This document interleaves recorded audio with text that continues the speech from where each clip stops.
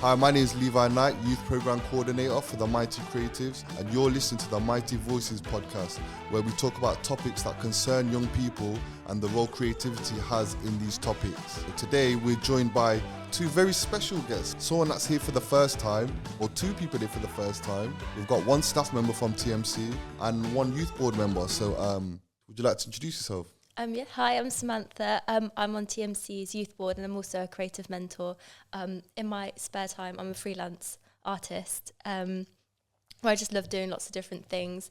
I've just completed my developing my creative practice, which was all about creating an interactive nature installation type thing. Brilliant, I like that. And you're a great creative mentor as well and a great member of the Youth Board. It's great to have you, Samantha. And we've also got... Hi, I'm Michelle. I'm also a youth programme coordinator with the Mighty Creatives. Nice to have you here, Michelle. Finally. Thank you. Thank you. As a little icebreaker before we get into the podcast, I wanted to ask, what book are you reading or what piece of art have you seen, heard or discovered in recent weeks that's had an impact on you?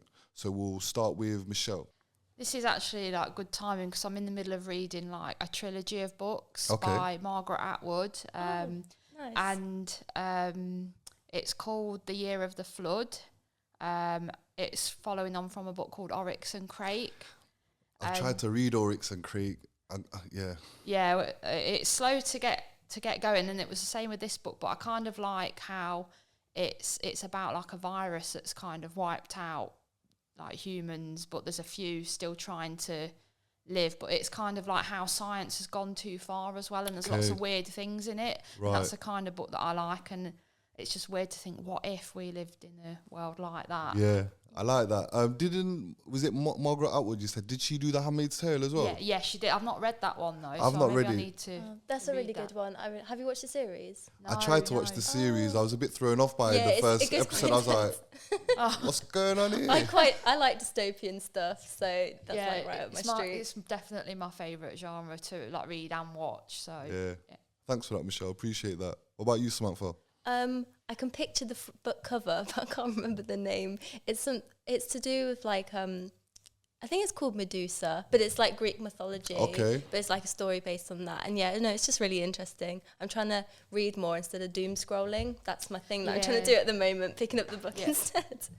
Oh wow! I had a gig last week, and somebody asked me for the time, and I was like, please don't ask me for the time because I haven't got a watch.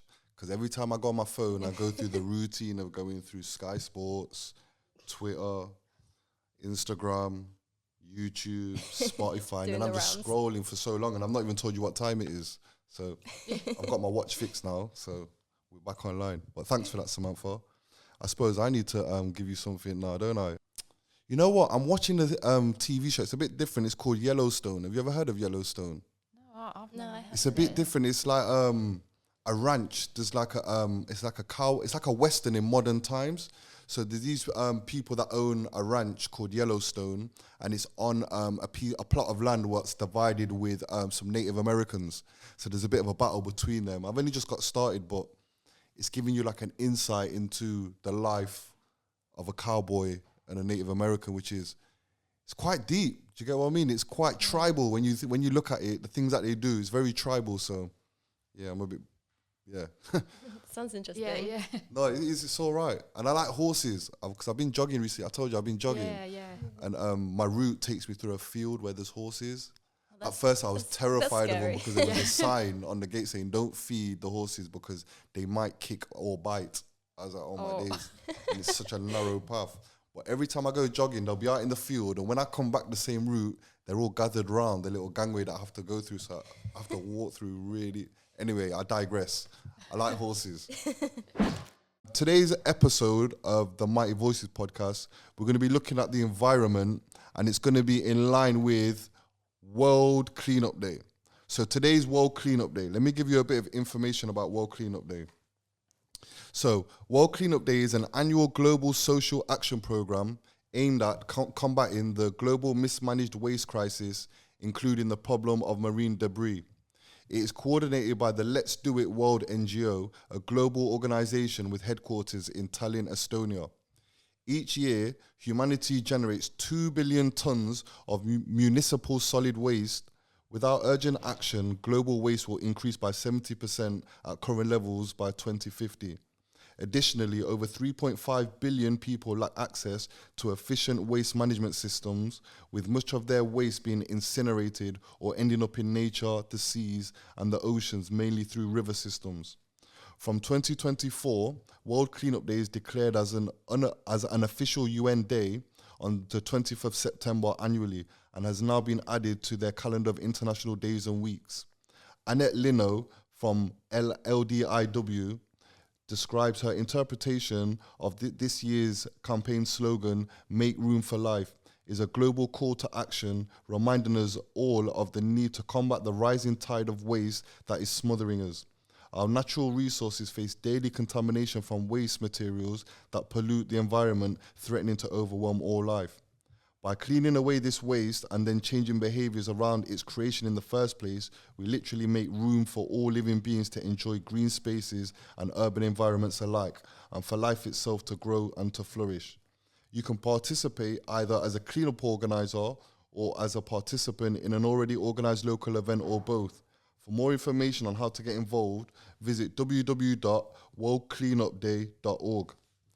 That was a lot, wasn't it? It was a bit doom and gloomy, that. Yeah. But I think, you know what it is? I think it seems doom and gloom because the mission is important. Do you know what I mean? What they're trying to do is very important. So they're giving you the facts. And sometimes the facts aren't as great as we want them to be.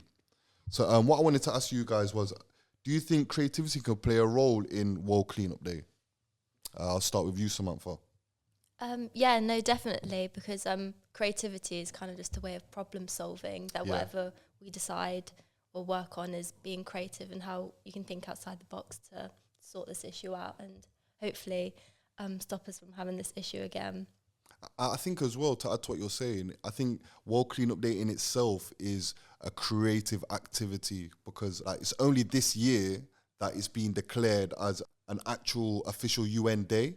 Do you know what I mean? So I think it's very creative within itself in terms of trying to, a call to action to the world to get involved and just do your bit in whatever way you can do it. Have you got a view on that, Michelle?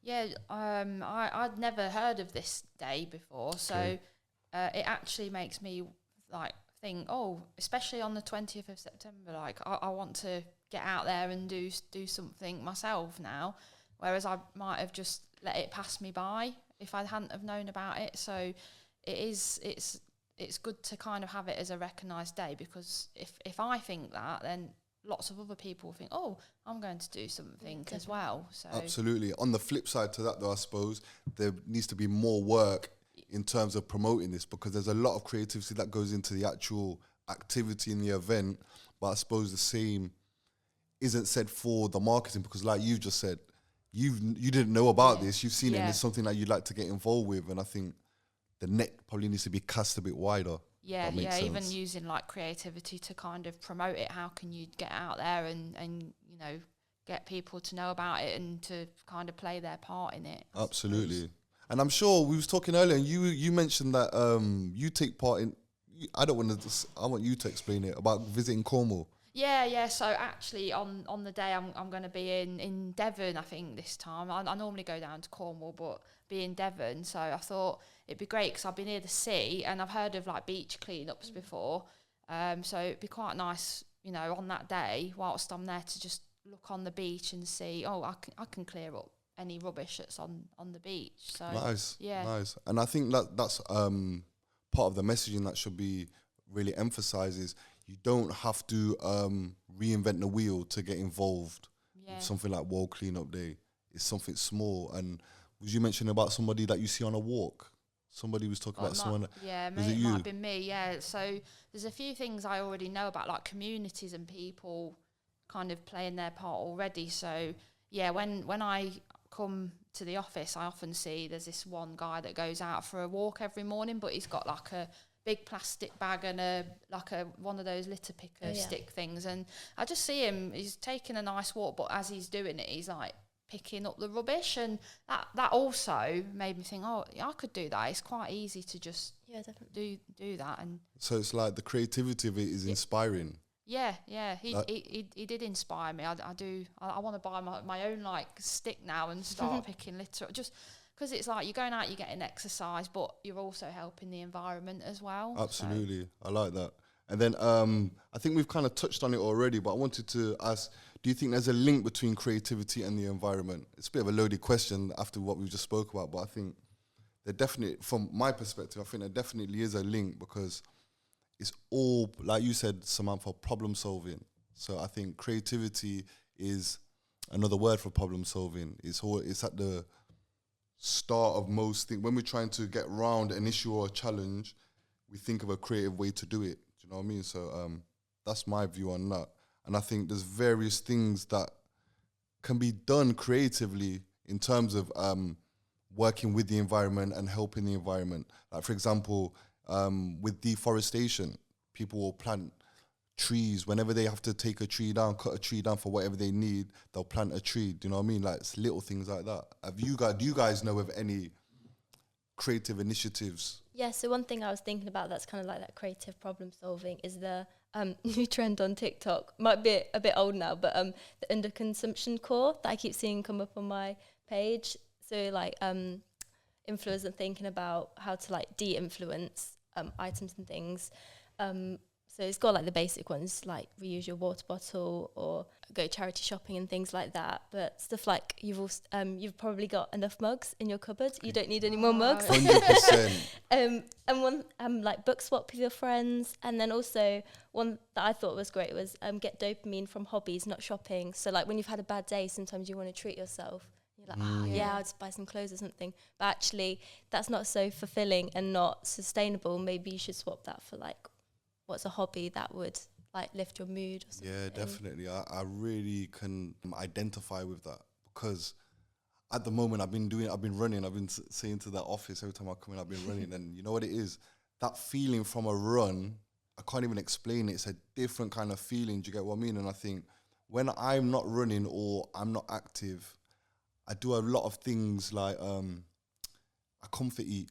Do you get what I mean? And snacking, and I'm just tired all day and things like that. But since I've started running, I don't eat chocolates at night, and this has been for quite a while now. And I'm not tired as much as I'm doing these runs. I'm not tired, and so I think there's different ways where you're helping the environment and you're helping yourself at the same time, because we're all linked. Got a bit deep there, didn't I? No, I like it. It's good, yeah. Charlotte, Levi. Have you got any? First of all, I do love the sound of like I don't go on TikTok, but that sounds amazing, because like there's so many influencers trying to like get you to buy stuff. So that's really good. The things I think of, like I mentioned like the community things. So I told you about a group called the Little Wombles. They're not just based in Leicester, they're like all over the country, and they're like just this group of people that get together on the weekend, and they just go to a place and they just fill as many like rubbish bags as they can. They just like community litter pickers, and they have like their own special coloured like rubbish bags, so you can tell where they've been, and they often leave like signs where they've been to say, please don't litter here, we've picked the rubbish up, which I thought was really, really good. And then there's other things where people take rubbish and they kind of make art out of it, don't they? So I've seen quite a lot of like plastic bottle and plastic art, where like they make, especially like because it's affecting sea life, they make it into like a big sea creature, just to show this is the impact that this rubbish is having on these creatures. And definitely, environmental art like that as a form of even like protest against 100% is I think really like thought provoking, and I think that's what it is. It's got to be thought provoking in some kind of way, I think. But I also think you can do small things, like when we went to Great Yarmouth this summer, we went crabbing. So all our equipment, after we finished crabbing, we weren't going to go crabbing after that day. We were coming home. We passed it on to the next person. Oh, yeah, we've done that before. So then when we give it to the next person, it's, when you're finished with it, if you can do the same and pass it on to somebody else, and you would hope that it just keeps getting passed on rather than someone has to go keep buying those things. That's a good idea, because I think it would just stay in like the shed all year round. You use it like 3 years later, and then it's like broken maybe. And it's not even like that. Like, we keep them in the sheds and we don't take them on holiday with us again. We end up buying them again. Do you get what I mean? So it's a case of like, hang on a minute, we may as well pass these on to someone else, let them have a go. And you get what I mean? So I think it's not always the massive gestures that you have to do with regards to being involved with the environment or maintaining it. There's small things that we can do. Do you know what I mean? And I'm sure we was talking about reusing clothes, charity shops, buying used things, and things like that. Because it's that consumption, I think, sometimes that where the environment draws the short straw. Draws the short straw. Yeah, I got it all out there. That's it. Tongue twister. Yeah, thanks for that. That leads us on nicely to what are your thoughts on the role of creativity has when, I was going to say engaging, but it's more like policing, looking after the environment. So I've got an example in terms of monetary measures versus creative measures. Do you get what I mean? So we've all spoke about, say, more creative measures that are free. Do you know what I mean? So beach cleanups, it's not free, but it is buying used clothes, reusing things and whatnot. But then you've also got monetary measures. For example, you'll get the clean air charges and the ULEZ charges in London. And I just wanted to know what your thoughts are on these things. Do you think one works better than the other? Do you think one engages more than the other? Do you get what I mean? I just wanted to find your thoughts on that. Yeah, my thoughts are that maybe the government should be focusing more on these big companies rather than targeting people on the ground. Because as much as, like, if we're trying to, do good, I feel like there's quite a negative thoughts towards ULEZ and people get quite angry with it. So I think, like, if you think about the big scale, it's actually these big companies that are actually doing, like, the damage. It's like the everyday person's penalised for the corporation, if that makes sense. So it's definitely. Like, for example, with the ULEZ, let's say, you've got people going about their day-to-day trying to survive in the cost of living crisis and live, but they're being penalised for something that they probably contribute a small part to, if that makes sense. Whereas you've got organisations that probably contribute in relation to the everyday person way more, and it's more of an impact, but they're not penalised as such. So I agree with that. Definitely agree with that. What do you think? Have you got any opinions? Yeah, I do agree with that. People end up resenting it because it's like forced on them, and it's often like in an area where they have no choice. They have to go through it to commute or to get somewhere, and it's just, I think it frustrates people rather than puts the message across. Oh, it's for the environment. That's not what goes through your head. 100%. Yeah, because I know from experience when I've gone near those zones, you think, oh, how could I get round it? Whereas you think actually it's supposed to be a good thing, but it's sending the wrong message. You're so right. It's like people are trying to avoid it. Feels punitive. Yeah. Do you get what I mean? And I think you're right. People, for me personally, if I'm being 100% honest, I just feel like it's kind of a money grab. Do you get what I mean? And it's similar to the plastic carrier bags in the shops, because they started off at 5 pence when they started. I went in the shop the other day, the lady charged me 30 pence for a carrier bag. That's my fault. I probably shouldn't be getting the carrier bag. But the point I'm making is, it feels like it's a money grab. Do you get what I mean? A money gain. They're gaining income from it, because I don't feel like it's communicated clearly in what's going on. Yeah, it's also like companies, I know, like H&M, that are greenwashing, and they're like making people charge more, like everyday people. But actually, should the government be making them pay more taxes on bad stuff that they're doing for the environment, whereas we're like paying for it? Yeah. Does that make sense? Yeah, no, 100%. So like you were saying, the companies will greenwash, and then we'll get kicked for it. Yeah. You get what I'm saying? Like, and don't get me wrong, these are creative measures. Like the ULEZ is creative. When we think about it, it's a problem solver. It's creative. It just doesn't appear to be managed in the right way. Do you know what I mean? And when I say managed, I mean in terms of the way it's communicated to the people that have to live with it. Yeah. Because some people are forced to not even be able, they can't even drive their car. Do you get what I mean? And they have to. And then it's a case of certain cars meet the criteria. Do you know what I mean? Yeah. So it's like, okay, you don't have to have the ULEZ charge if you drive this car. But that car is way more than the car that you're already driving. You have to be very privileged to be able to do that. Do you know what I'm saying? So it's kind of like, it takes from those that don't have a lot in the first place, those kind of things there. I sound very negative about the ULEZ, but I just think, in my opinion, with the monetary measures, people don't really buy into that as much as the measures that seem to be free in inverted commas. Do you know what I mean? Like with your local cleanups and getting involved with the community and things like that. I think there's more of an oomph from the everyday person to get involved in those things rather than the extra charges for the carrier bags, ULEZ charges. Yeah, definitely. It's also about like community as well and feeling belonging. Where like the ULEZ is just like you in your car and everyone else is on the having to pay. But when you get together and do something creative as a group, you've got that feeling 100% belonging, achieving something. Yeah, you're all doing something. And I think it inspires as well. It inspires the next person to get involved. It's like, wow, that looks really good. I want to do something like that where I live, and it spreads. Yeah, Do you know what I mean? So I think we've gone on about ULEZ for quite some time. Like, no offense to the ULEZ, we love you. Do you get what I mean? It's just a bit clearer in the messaging. But yeah, that's just, like I was saying, I just wanted to see what your thoughts were on monetary measures in terms of free creative measures. Which ones do you think are more effective? Being creative, definitely. More like free, definitely. It'd be interesting to see what the figures are. Yeah. And what they do with that money and whether they're putting it in to actually help or if they're just That's another hidden incentives. I didn't even think about that. Where does the money go? Do you get what I mean? And this is it. Yeah. It's all about that transparency again, isn't it? It's like people don't trust it because they don't know where it's going or what is going on. Yeah, I think if the government was more transparent, so if they're like ULEZ is going directly to the ocean clear up, I think people's idea of it would be a bit different.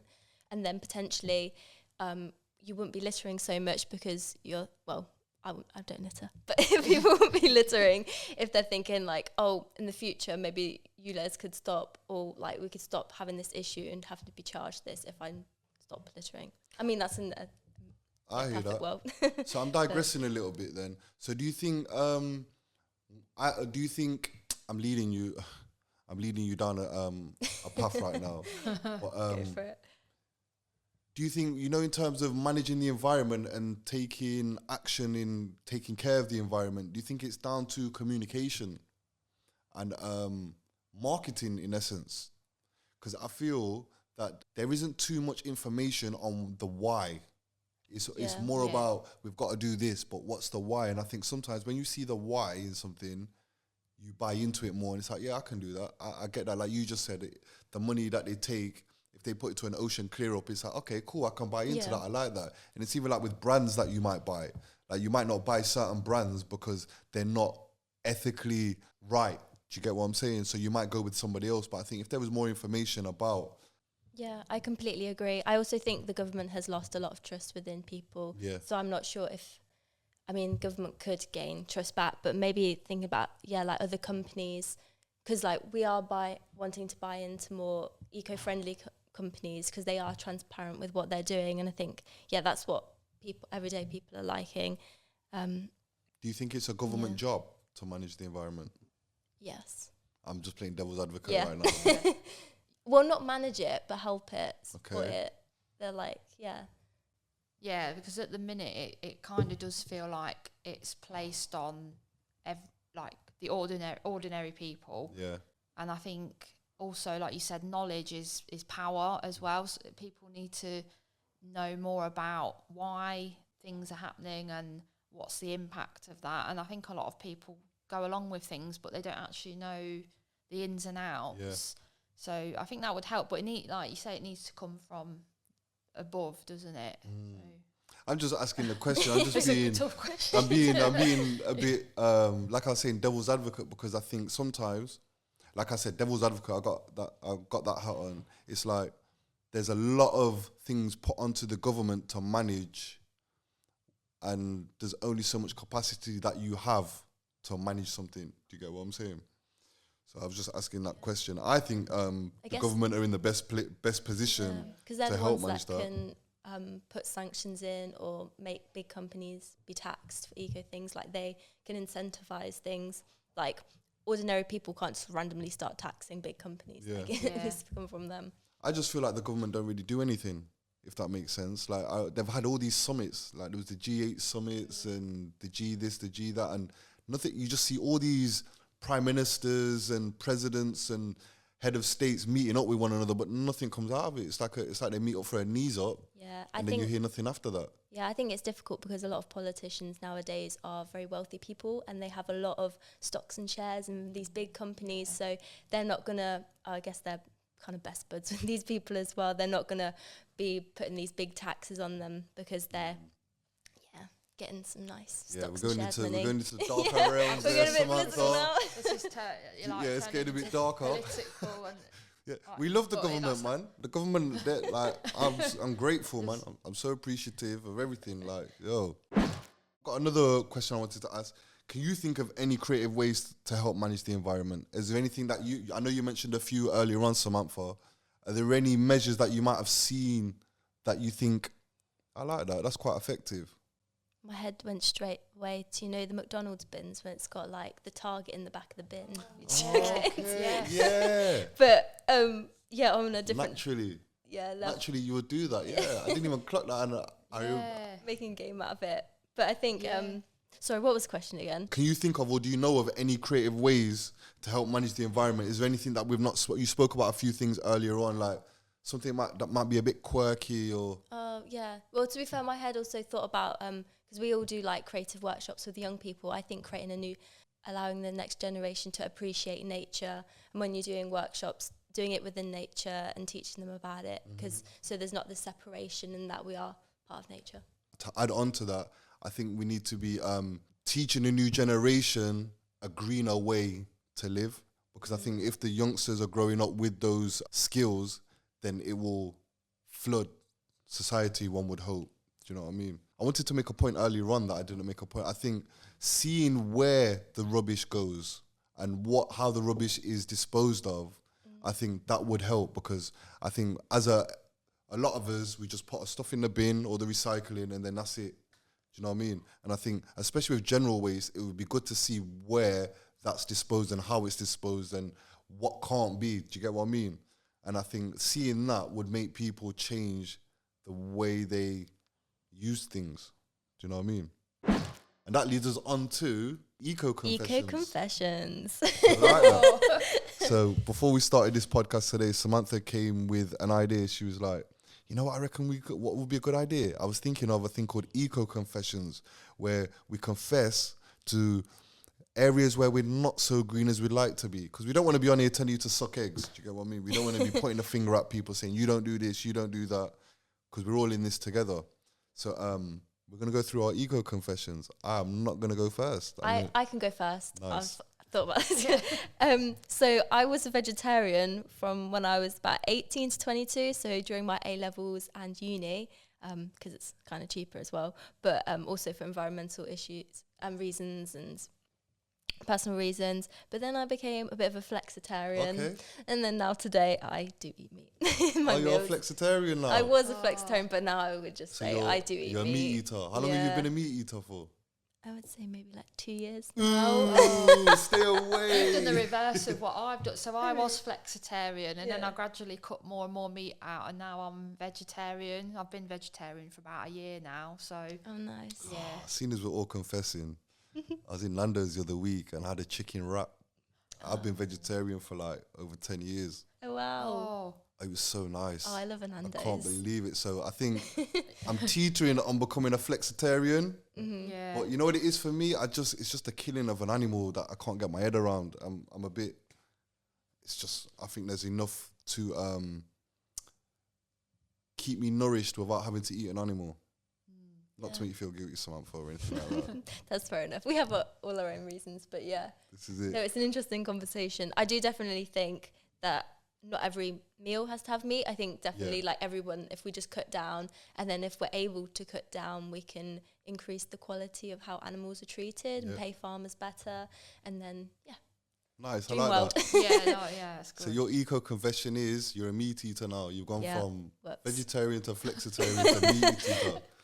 And have you got an eco-confession, Michelle? It's linked to food again, actually, but mine's more about food waste. Okay. So I'm really bad at, like, I'll cook something and I'll put the leftovers in the tub and put it in the fridge, but then I'll either forget about it or I won't be in the mood to eat it, and then it goes over and I end up chucking it away. Same with, like, if I buy like a lot of fruit and veg, before I know it, it's gone over, and I end up throwing it, and I feel so bad about it, because I'm sure, you know, that's impacting the environment, or it's food that could have gone to, you know, someone else needs that somewhere in the world. Absolutely. And I do feel really bad about it. It's difficult though, because you got to find a balance. We're in a cost of living crisis as well, so it's difficult to buy meals daily.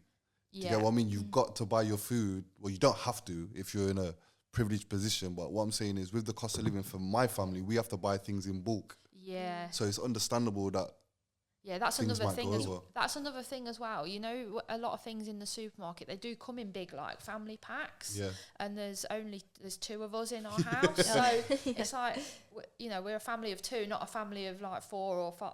So we can't get through it as quick as a don't worry, larger Michelle, family. I'll come collect the rest.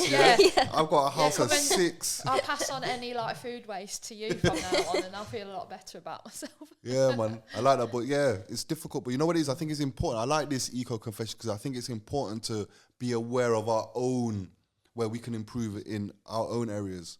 My eco confession is, I drink lots of bottles of water.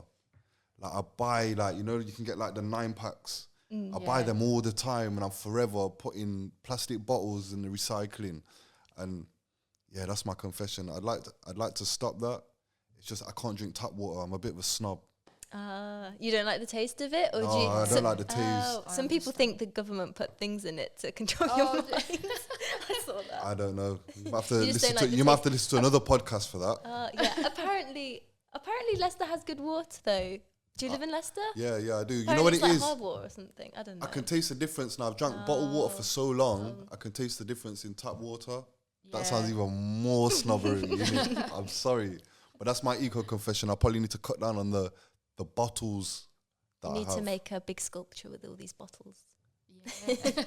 Turn it into a big... I might have to commission you, Samantha, and build me a plastic bottle statue. Coming towards the end of the pod, the last question I'd like to ask you is, if you could give your younger self one piece of advice, what would it be? Oh, I saw this at the start. I should have thought about it more. Oh, no. I've done this so many times. I do it every episode. I probably need to change it. I'll go first if you want. You know what I do? I tell my younger self to just say yes. Do you get what I mean? Not to everything, but opportunities. Any opportunities that come across, I tell myself to just say yes. Because you know what it is? You might not like it. You can do something else. You get what I mean? I think it doesn't always have to be a hole in one. Do you know what I mean? You can try things. It's all right to try. So that's what I tell myself. I think mine then would be to like have more faith in myself, be more confident with everything really. You know, just like think how capable I am of things when I didn't think I was, if that makes sense. I've never, like, it's always hard to kind of like believe in myself when doing things in life, whether it's like professional or like when I do like my art outside of work. You know, just have more faith and believe in yourself. Yeah, I like that. Just out of interest, do you think as a creative we feel like that? Most creatives that I bump into that are like, we're older creators, we always tell ourselves, I feel if we have a chance to tell our younger self something, it's always just have a go, just try it, just do it, just don't have that fear. And I think as a creative there is a fear, do you know what I mean? Because you're putting yourself on view for the world, do you know what I mean? So interesting. Just an observation. You got anything, Samantha? Mine, that is a really good one. I'd say the faith one. I like that one. I'll try and think of a different one though. I think even though I did become an artist, I do think if I went back to like my 13, 14-year-old self, I would say that you can make a living off being an artist, because I was so close. I was such a planner. Like I'd write, you know, like what my life's going to be like. That type of kid. And so I would plan that I was going to become like an accountant. My mum's an accountant, or like go into business and that type of thing, because I was quite a little bit money driven back then. But I think there's a little bit of a I guess every artist is different with what you're doing, but there is a way to make money as an artist and make a living. It's whether you work with art charities like TMC and things like that you can make a living out of it. That's a really good one, I think. Yeah. I think that's a really good one because, like you was just saying about accountancy and business, when you're younger, you're directed, especially school age, let's say, you're directed in like these STEM subjects as well. A pathway that's gonna have the least resistance, and you're gonna get into a job soon as you come out of education, I suppose. So to be told that you can make money from art, you'd have way more people trying to follow that, because you know what it is. I felt like when I was at school, like creativity wasn't really respected. Yeah. Do you know what I mean? Even it's family like a members. hobby. Yeah. Even family members didn't respect it. Do you get what I mean? It's like only through conditioning, I suppose. Yeah, no, it's kind of like taught along generations. And you got to break the curse. Yes, we've got to break free. Breaking that generational curse. Yeah. You know what's funny, actually? I always used to tell my parents, like, no, you can't make money from art. But my parents were like, yeah, you can. I'm sure you can. Oh, okay, so your parents encouraged you, yeah. They are quite good, yeah. Okay, I like that. That's nice. They were breaking the curse. And you broke it. Yeah. You're breaking it. You're in the process of breaking it. Like, big up Samantha. Big up Michelle. I think we've had a really nice chat. I've enjoyed this conversation.